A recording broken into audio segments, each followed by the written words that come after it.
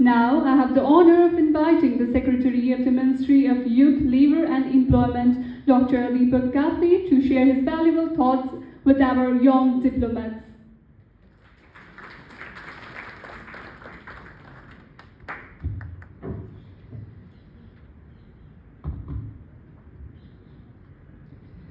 धन्यवाद मैडम। आदरणीय राष्ट्रसेवक कर्मचारी साथीहरू, कार्यक्रममा सहभागिताको लागि पाल्नुभएका युवा व्यक्तित्वहरू तथा यस कार्यक्रममा सहभागिता जनाउनुहुने आदरणीय सम्पूर्ण महानुभावहरू, म हार्दिक कृतज्ञता व्यक्त गर्न चाहन्छु।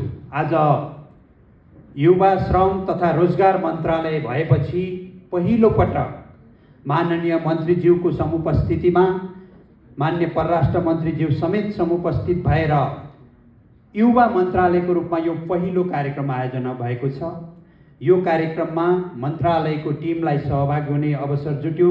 यसको लागि कार्यक्रम आयोजक संस्थाप्रति हार्दिक आभार व्यक्त गर्दै यो मन्त्रालयको नेतृत्व गर्ने र यसको प्रशासकीय नेतृत्व गर्ने जिम्मेवारीमा